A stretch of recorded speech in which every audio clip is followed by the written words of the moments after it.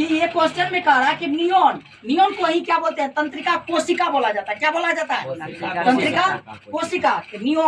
Neon तंत्रिका कोशिका का नामांकित चित्र बनाइए। आपको कहेगा नियॉन का चित्र बनाइए तो समझ जाना तंत्रिका कोशिका भी कर सकता है या नहीं तो नियॉन भी कर सकता है।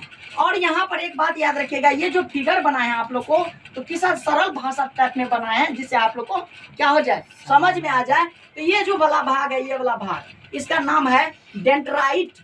जो होता है गराही शाखाएं होती है। क्या होती है? गराही शाखाएं। ये वाला जो भाग है इसका नाम है कोशिका काया, जिसको बोलते हैं साइटोन बोलते हैं। क्या बोलते हैं? साइटोन।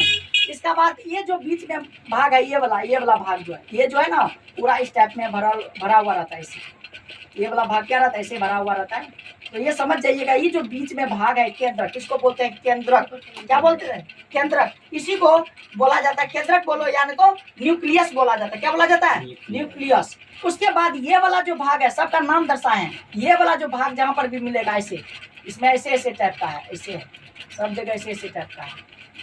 ये वाला जो भाग है, ये वाला भाग का नाम है एक्सोन।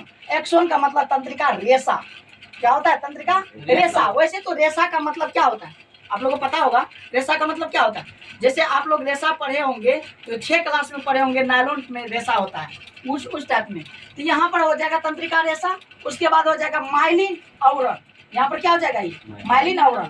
और ये वाला जो भाग है, यहाँ का भाग, ये वाला बीच वाला भाग, इसका नाम है रेनवियर नोड, जिसको हम लोग बोलते हैं अवरोधक। क्या बोलते हैं? अवरोधक। उसके बाद यहाँ पर आ जाइए, यहाँ पर हो जाएगा सिनेप्टिक नोड, जिसको हम लोग बोलते हैं अंतिम शाखाएं, सबसे लास्ट का छोर, सबसे अंतिम शाखाएं क्या हो गया? सबसे लास्ट छोर हो गया।